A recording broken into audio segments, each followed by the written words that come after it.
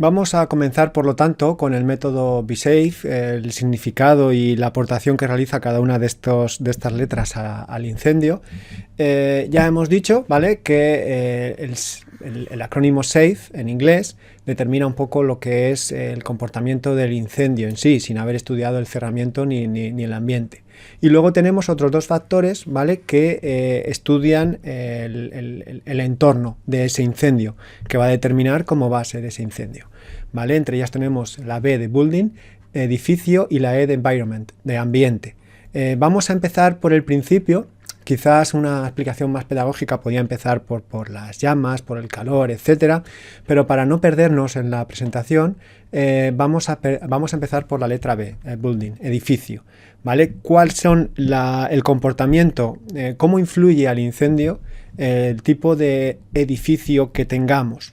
Y cuando hablamos de edificio, hablamos de la construcción en la que están hechas sus cerramientos, hablamos de la ventilación que esta construcción tenga, del volumen y de la geometría, hablamos del contenido combustible que haya dentro de este escenario, va a determinar cómo va a ser el incendio, el tipo, la distribución, la continuidad vertical con la propagación del calor por convección es mayor, etcétera. Vamos a ver las instalaciones que ésta tenga, ¿vale? En los edificios podemos tener instalaciones eléctricas, los famosos patinejos, que es donde se circulan todas las conducciones de aire acondicionado, de electricidad, etcétera, ¿vale? Esto va a determinar o puede determinar la evolución del incendio y las consecuencias que este puede tener, una instalación de gas natural, los aires acondicionados, puede hacer que el aire se introduzca por unos sitios o por otros. La instalación del agua también incluso puede generar una fuga de agua y generar desperfectos en la estructura.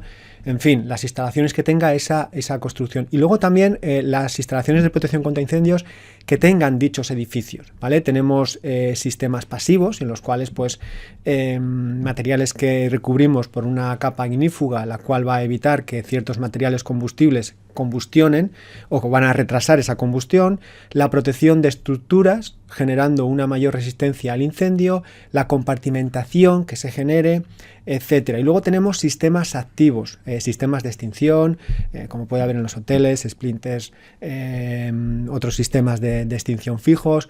Podemos tener presurización de la caja de escalera. Cuando se produce una detección de un incendio, las puertas se cierran automáticamente por medio de un electroimán y luego se produce una presurización para generar un recorrido de evacuación, lo veremos. La detección del incendio y la alarma, estos serían sistemas activos. Dependiendo de todo esto, el incendio va a tener un comportamiento u otro, ¿vale? Vamos a empezar en este caso por los cerramientos y aislamientos, ¿vale? Vamos a verlos juntos porque realmente vamos a ver lo siguiente. Vale, los materiales, los cerramientos en este caso, en función de su inercia térmica, van a influir de forma importante en el incendio.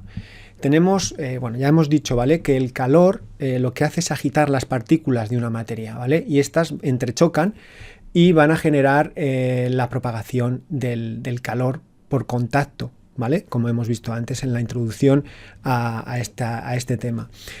Los materiales que tienen mucha densidad, sus partículas están muy juntos y esa agitación que se produce en las partículas que están en contacto con el incendio se van a transmitir mejor que si las partículas están más separadas, ¿vale? De aquí tenemos que tengamos materiales a grandes rasgos con mayor inercia térmica y materiales con menor inercia térmica que pueden ser los que vamos a considerar aislantes, ¿vale? Nosotros en las viviendas actuales se utilizan muchos materiales que aíslan, es decir, para mejorar las condiciones de frío y calor dentro, que en comparación con el exterior se utilizan materiales que aíslan. El aire es un buen aislante, se transmite muy mal la temperatura a través de este porque sus partículas están distanciadas y por lo tanto pues se buscan cámaras de aire o materiales que generen un aislamiento para el confort dentro, tanto en invierno como en verano, para mantener las condiciones dentro de la vivienda en comparación con el exterior, ¿vale? Pero los materiales que tienen mayor densidad, sus partículas están más juntas y esa propagación se produce de forma más eficiente.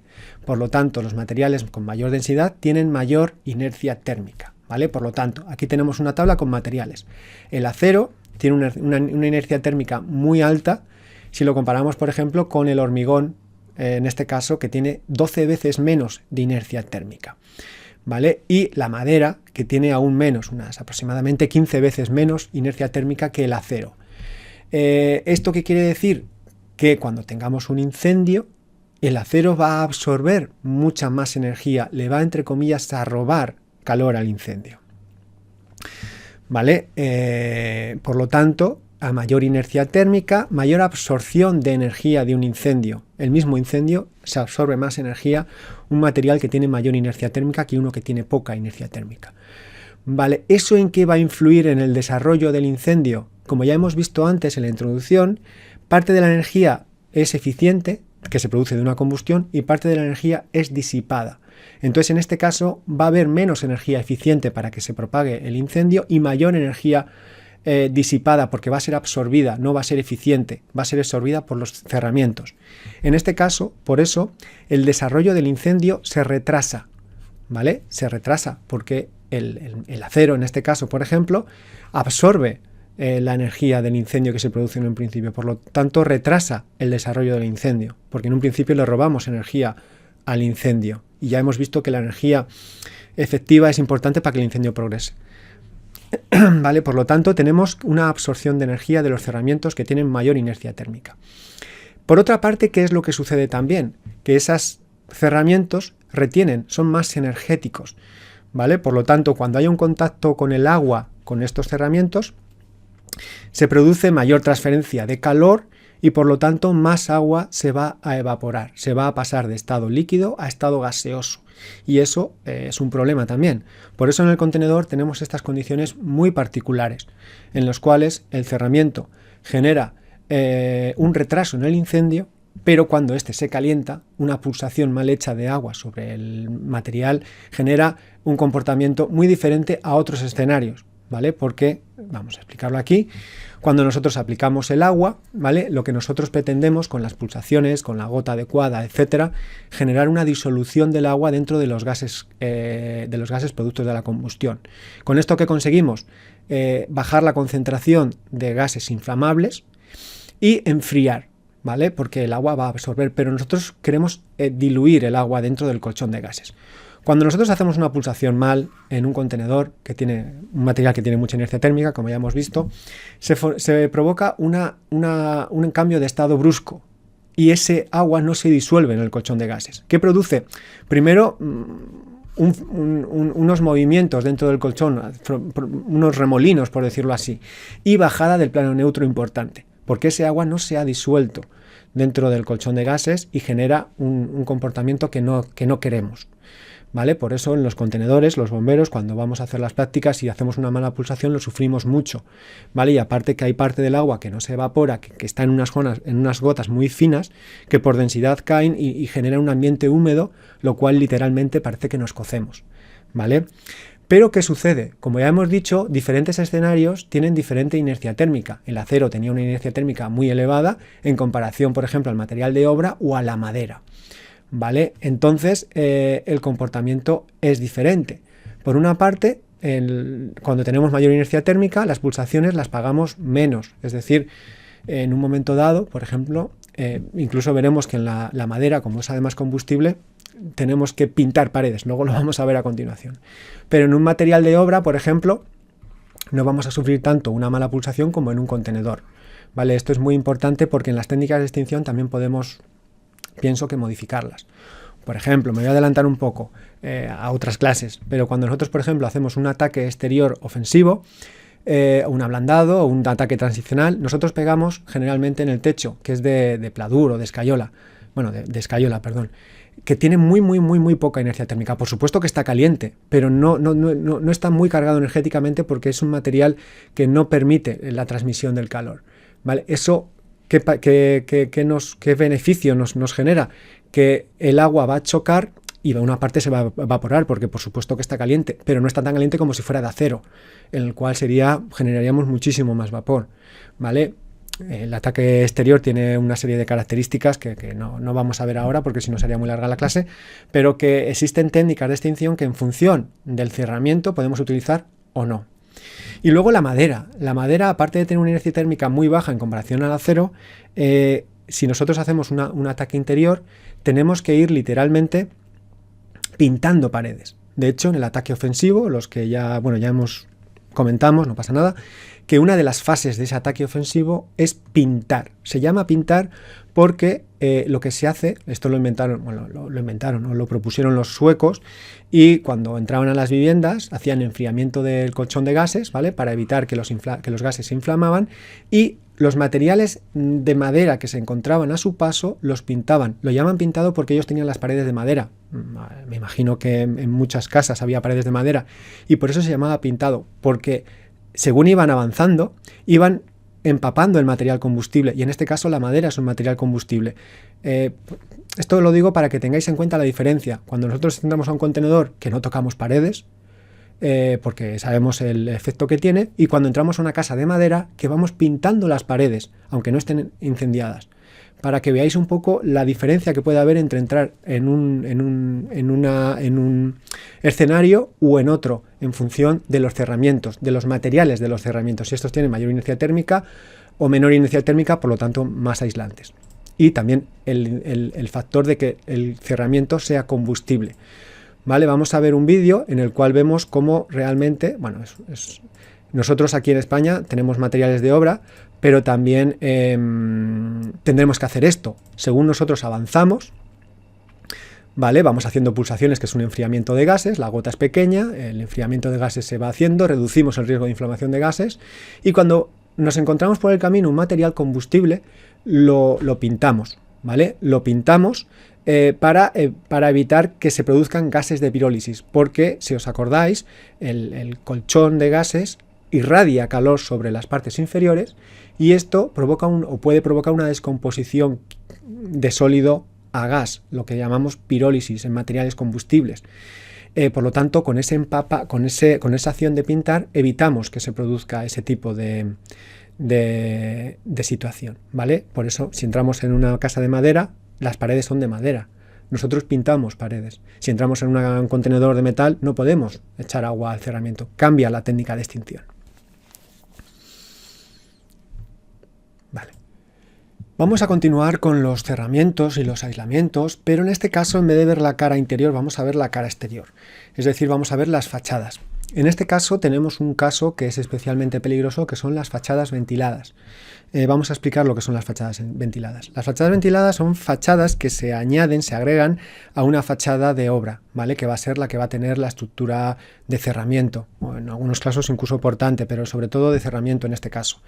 En esta estructura de obra se les añade una estructura metálica generalmente, la cual se va a poner para sujetar unas placas que van a ejercer una función estética y una función de aislamiento, ¿vale? Hemos visto que si aislamos la vivienda, pues dentro tenemos unas condiciones de confort, ¿vale? Tanto en invierno como en verano, distanciándonos un poco de la temperatura que haga fuera.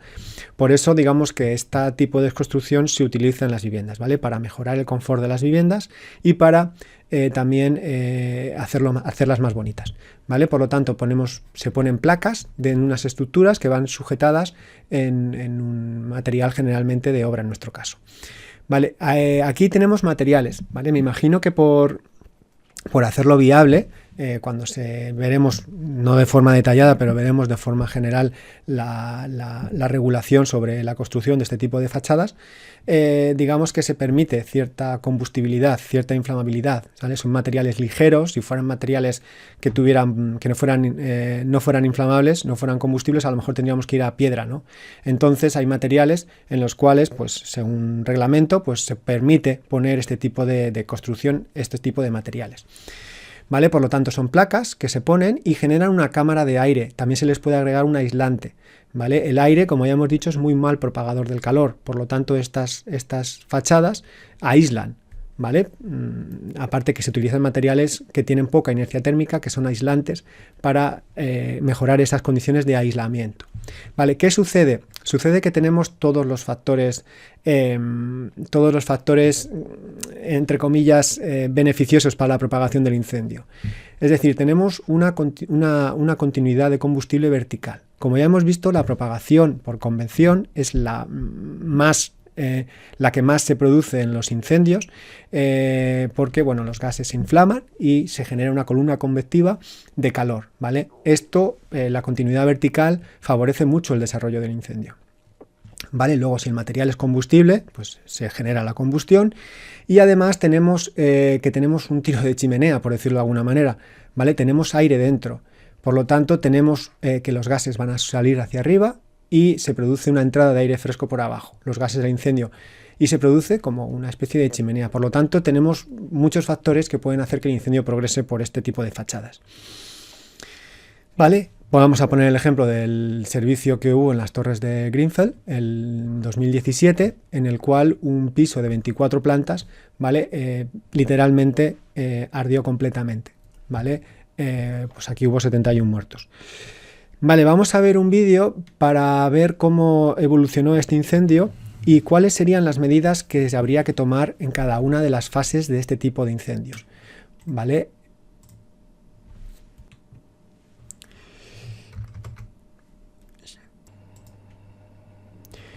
Vale, vamos a ver una secuencia en la cual pues vamos a ver cómo fue la evolución de este incendio visto desde fuera, ¿vale? Vamos a ir parte por parte y vamos a analizar un poco lo que pasó. Vale, a la 1:05 se ve un incendio desde fuera en el interior. El incendio todavía, bueno, no sé si puede que haya roto por fachada, ¿vale? Eso es importante por el tema de la ventilación, luego lo veremos, pero vemos que a la 1:05 se produce un incendio en una cocina, en este caso, según la investigación que se ha hecho, proveniente de un frigorífico, en el cual pues se prende fuego, ¿vale? Y por lo tanto el incendio ya ha roto por fachada a la 1 y a la 1 de la... Esto es a la hora a la 1:09 de la noche. El incendio ya ha roto por fachada y bueno, en tan solo 6 minutos, digamos que ese incendio que ha roto por fachada y las llamas han salido al exterior, ha cogido ya la fachada, ¿vale? En este caso la fachada, como es un material combustible, empieza a combustionar. La propagación por convección, al ser una continuidad vertical, es muy buena, entre comillas, para el incendio, y se produce una evolución muy rápida de lo que es la combustión de la fachada, ¿vale? La fachada, como ya hemos dicho, tiene una cámara de aire y por ahí pues se produce. En tan solo, estamos a la 1:20, entre la 1:16, entre la 1:09 que empieza a romper el incendio por fachada de forma más importante, a la 1:20 han pasado pues unos, no sé, 10 minutos, ¿vale? Y en esos 10 minutos, fijaros cómo está la fachada, ¿vale? El incendio está progresando. Ahora mismo es muy difícil detenerlo. También es muy difícil detenerlo porque las fachadas ventiladas generan una cámara de aire en el interior. Nosotros podemos extinguir la parte de fuera, pero en el interior el incendio continúa porque no llegamos el agua a introducirlo dentro de esa fachada ventilada. ¿Vale? Fijaros que ya en unos 12 minutos, 13 minutos, ya el incendio está completamente propagado por la fachada y bueno, la extinción es terrible. Vale, ¿qué sucede en este punto? ¿Vale? Y paro el vídeo para hablar sobre este tema. Por norma general, cuando hay un incendio en una vivienda, se genera el confinamiento de las personas de las otras viviendas, porque generalmente es más seguro si la vivienda no tiene humo, etc. En Londres, porque este servicio fue de Londres, tienen un sistema en el cual los que llaman por teléfono y se encuentran, entre comillas, atrapados dentro de una vivienda, están en contacto, en comunicación constante con los operadores, ¿vale? Lo que pasa es que aquí el número de llamadas fue muy elevado, por lo tanto me imagino que el sistema colapsaría. Entonces, lo que dijeron en un principio es que se confinen en sus viviendas, pero cuando ya pasó el tiempo, esa acción se puede abortar, por supuesto siempre justificada, porque supone un riesgo, ¿vale? En los primeros momentos del incendio la escalera estaba libre de humos y se podía haber efectuado una evacuación de casi todo el personal o de todo el personal, y el hecho de haber retrasado el abortar esa maniobra de confinamiento, pues provocó que cuando ya decidieron abortar, para que la gente saliera del edificio, la escalera estaba llena de humo y ya se produjo la fatalidad, ¿no? Eso para que tengáis también en cuenta un poco cuándo hay que evacuar, cuándo no hay que evacuar. Generalmente no, pero en esta situación habría que quizás haberlo previsto antes. También es muy fácil verlo una vez una vez que ha pasado, ¿no? Una vez que el incendio ya progresa por fachada, el incendio es incontrolable, ¿vale? Ahí solo queda pues proteger y salvar las vidas que haya en el interior. Pero ya es complicado pensar en la extinción solo, sin pensar en el rescate. ¿Vale? Fijaros que desde que ha roto por fachada aproximadamente a la 1:09 hasta la 1:26 han pasado unos 17 minutos, ¿vale? Es muy difícil prever un poco esta situación, pero eso está provocado por la fachada ventilada.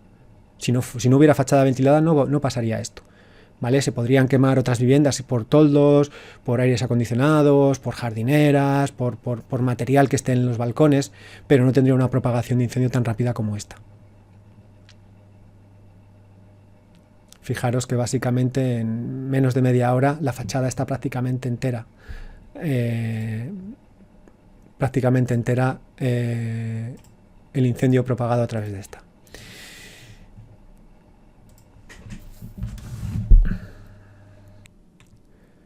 Solamente a nivel de comentarios, ¿vale? Decir que por supuesto estas fachadas ventiladas están reguladas, pero por lo visto quizás no del todo. También hay que entender que para que algo sea viable tienen que dejar ciertos parámetros, ¿vale? Por ejemplo, nosotros nosotros no, los que desarrollan la normativa sobre edificación y construcción determinan valores como reacción al fuego y resistencia al fuego, ¿vale?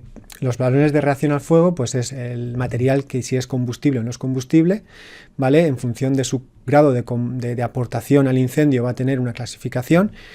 No me voy a entretener demasiado en esto, no os preocupéis. Y luego también en función de la emisión de humos que éste genera y de las partículas o gotas que cuando se inflaman éste genera, ¿vale? El hecho de que genere gota son gotas calientes o partículas que inflamadas que pueden caer y por lo tanto pueden hacer una propagación del incendio, ¿vale? Estos son los tres factores en reacción al fuego que se tienen en cuenta en este caso en las diferentes normas sobre edificación. ¿Vale? Y luego tenemos otro factor que es la resistencia al fuego, ¿vale? A las estructuras se les da una capacidad portante, una resistencia al fuego durante un tiempo determinado. Se les da también a los elementos que tienen una integridad, que los elementos que no se deterioran ante un incendio y pueden proteger otras zonas.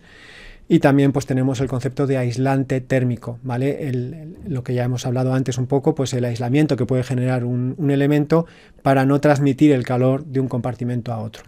¿Vale? Son factores que se tienen en cuenta, en este caso nuestra norma en España, pues es el Código Técnico de Edificación, que está dividido en documentos bases.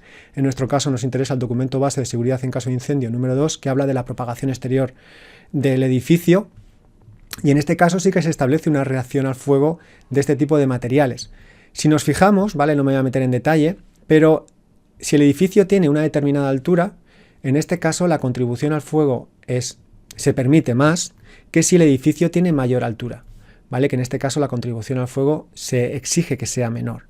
Como ya hemos visto, en función de la altura tenemos una propagación por continuidad vertical importante y por eso, contra más alto sea el edificio, más se puede combustionar y por lo tanto más peligroso sería que el material que utilizamos para realizar este tipo de estructuras sea más combustible. Luego también se establecen otros parámetros de humos y de gota, ¿no? Y de partículas. Vale, esto simplemente para que tengáis esta idea clara que realmente se efectúa una regulación de este aspecto. Realmente, y por ejemplo, para que tengamos en cuenta esto, el Real Decreto en el 2019 modifica el documento base de seguridad en caso de incendio referente a este asunto por el miedo que existe a que esto vuelva a suceder, ¿no? Entonces, digamos que la exigencia cada vez se hace mayor, pero dentro de la exigencia hay que permitir, es un tira y afloja, es cierta flexibilidad a la hora, porque si fueran materiales incombustibles no sería viable este tipo de construcción. Por lo tanto, dentro de lo seguro también se tiene en cuenta la viabilidad, ¿vale? Y luego también se regulan lo que son los aislamientos. Por una parte se regulan las partes de fuera y por otra parte los aislamientos. En este caso las exigencias en contribución al fuego son mayores, es decir, se exige que sean menos combustibles, menos inflamables, porque a esas zonas el agua no llega, ¿vale? Y el incendio progresa de forma libre, porque tiene aire, y tiene justo el tiro que necesita, aire fresco por abajo, aire caliente para arriba, que se evacúe. Y también en la norma establece que tiene que estar cada X metros cortada la continuidad vertical, ¿vale? Esto, pues, en determinados escenarios puede ser suficiente para evitar la propagación del incendio y en otros escenarios, como hemos visto, no, ¿vale? Se prevé para que no tenga ese tiro los gases procedentes de incendio.